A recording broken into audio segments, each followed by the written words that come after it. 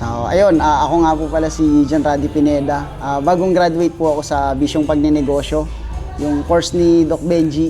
At ngayon, isa po akong pangarap ko pong simulan ay yung negosyo ko na mobile bar.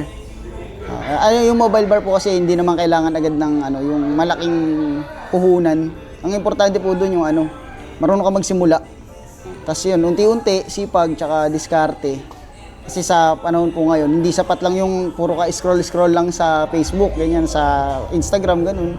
Mas maganda kung ginagamit natin yung talento natin, tsaka yung oras natin para kumita po, tsaka para matuto.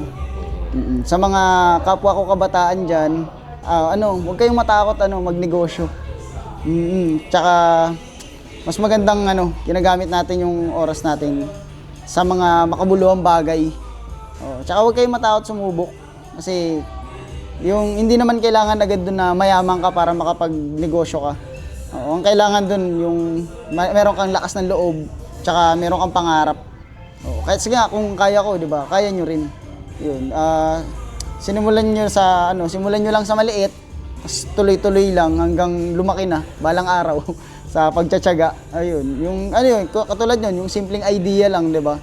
Na yung tawag niya, yung simpleng idea na maliit lang tapos pinurso mo.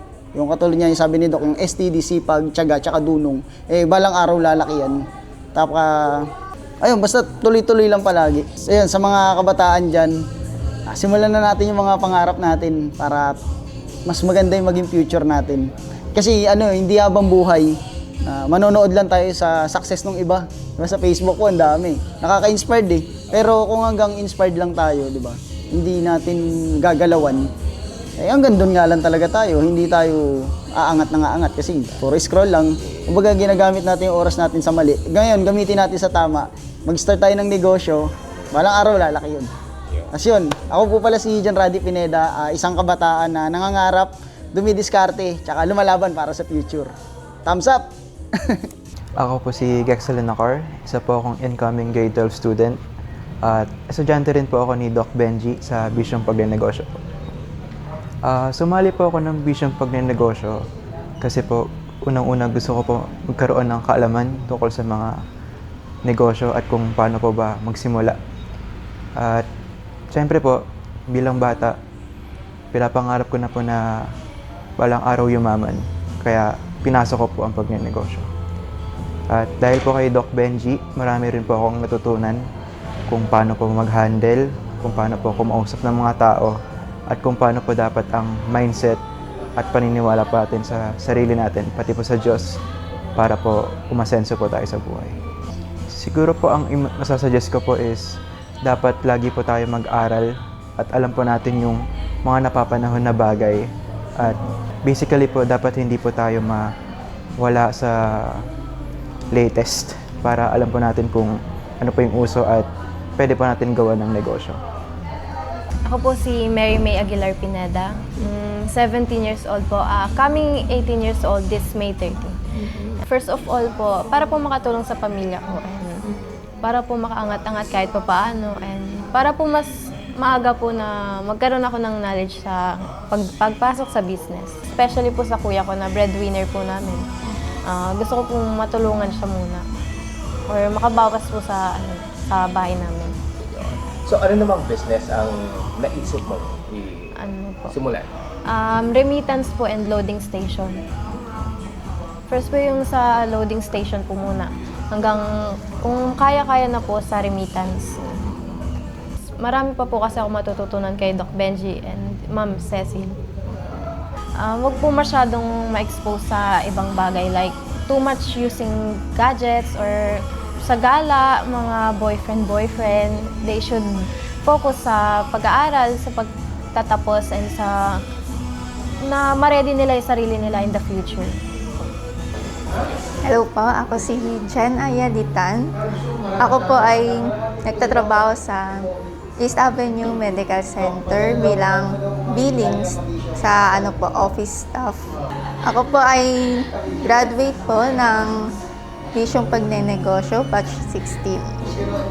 Bala ko din po is kami ng boyfriend ko po sa mobile bar.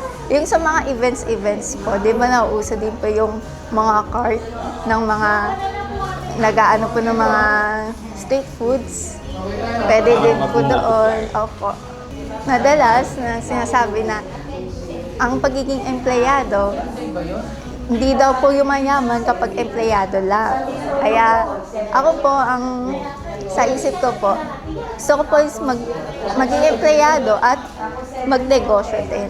Parang kumbaga, hindi lang po empleyado lang ang ano ko po. Gusto ko po is magnegosyo pa upang yumaman. Negosyo lang ng negosyo.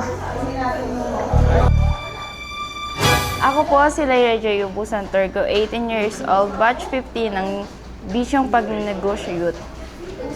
Nag-enroll po ako para po mas mapalawak ko pa po yung kaalaman ko po sa pagnenegosyo and para din po sa future ko po after po or kahit ngayon po nag-aaral pa lang po ako, meron na po ang kaalaman po sa pagnenegosyo.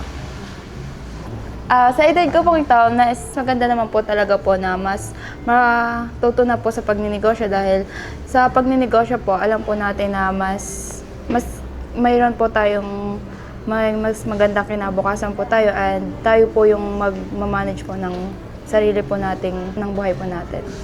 Ang masasuggest ko lang po sa mga kagaya ko po, sa mga kaedad ko po, mas isipin po natin yung darating po na buhay po natin, yung future po natin. And kung may maiisip na po na negosyo, simula na pong magnegosyo para po ihanda po yung kinabukasan nga po and mas sundin po natin yung gusto po natin na gawin o kung gusto po magnegosyo para po mas yung sarili po natin yung masusunod.